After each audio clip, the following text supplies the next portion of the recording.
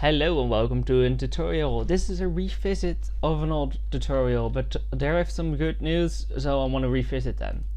I made a station 4 and this has more options than the last station. So let's start right into it. This is how the station looks like. There is a blueprint string, this one is right in the comments down below. I will just copy it over right now so you have that exact same string.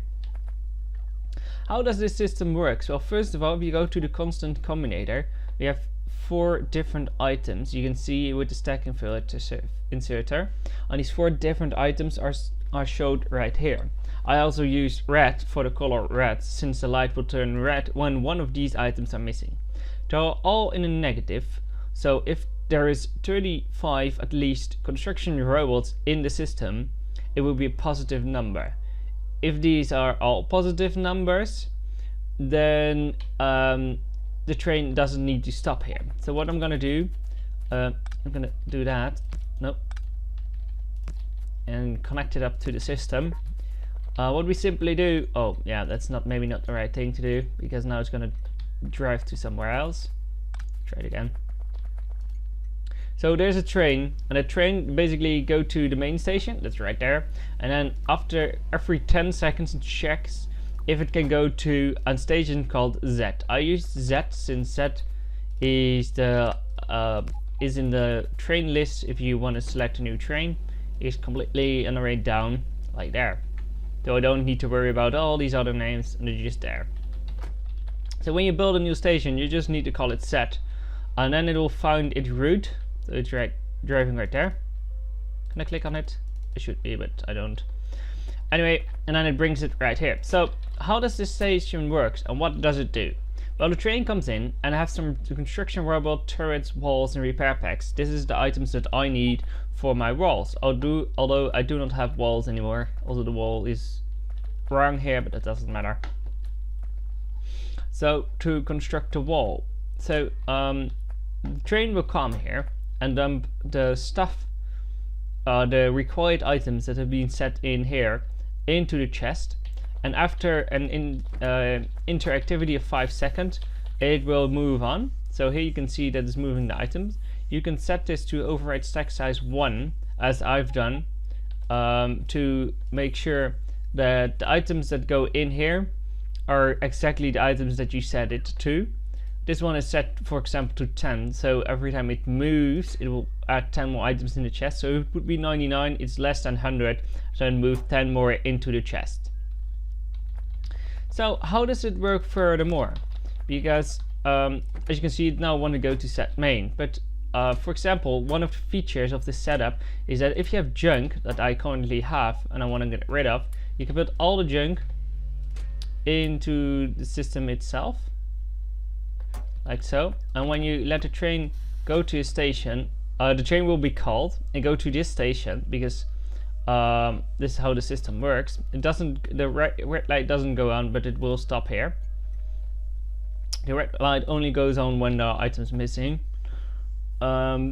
Basically you could hook it up to the system by green lines, by, I think maybe cheat is doing that, but I don't want to do that. You can do that if you want to, but it will load the random junk that's in here in the train and will take that back to the system if it can.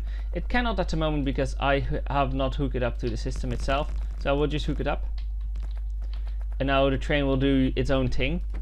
So there's more train systems that I hooked up, because this one I'm gonna call Z2, and this one we're gonna go Z2. So now 2 more stations where the train needs to go. So let's, for example, say, well, go to another station called set. We'll just make sure that I push it right away from here. Come on, go to set. And it doesn't want to do that. Good. So now it goes to a station that's called set. Hopefully not this way. Yes, that way. And it will go there. Wait here, apparently here, I guess. Yes, that is, because it's the first station. Then we'll load the station up with the stuff that I set it to, and then when that's done, it will just move on to the next station, and then to the next station until it has done at the moment all the stations that are in the train. So that's all these stations. So it will try 6 different stations and then go to the main home, and there it will refill and will be refilled with the stuff you need. I had a friend who was in the modded world and who had some problems with, for example, 5 laser turrets was not enough. So what you need to do is just go in here and set this -5 to -50, and that will make sure that there's at least 50 in the system itself. That's how it works. It's quite simple. But how do you set up the network? Well, just make a network, make walls. So I have a wall right here, for example, that I wall off. This is a bottleneck, so I wall that off. And then hook up the train signal systems. So if we want to place a new one next to it with a wand, I'm going to hook it up. So it's just the green ones. The green ones may overlap until this point. You don't want to connect the two systems, because if you connect them, the problem would be that these werewolves will try to repair these turrets, and that's a big issue. If you be the most effective, you just do it like this, or even leave a gap if your turrets allow it and that kind of stuff, but I don't leave a gap. So I will do it with the one right there and connect that up. I will remove this loop because I do not need to loop anymore, because I'm going to continue building. Come on, thank you. So that's basically how you make the system. So we just place one in here, then you recall them, and the train will try, if it's home and refilled, will try to go to the next station. But apparently there is some station somewhere that has not been satisfied with the needs that it need to have, and I do not know. I made another one right here. I made more here, there, and there. And the lights is really useful to see in a quick eye blink if you need to go there. They also get red if it's full, so you know that. That's red, that's red, that's red. So the only way the only thing that the train can go to is the station that I'm currently at. So let's build one more together. Just place it down, connect the rail lines to it. Just make sure that the train has access to come this way, and that's about it. There's also a nice little tiny feature built in, so it's not only calling the train if items are needed, but it's also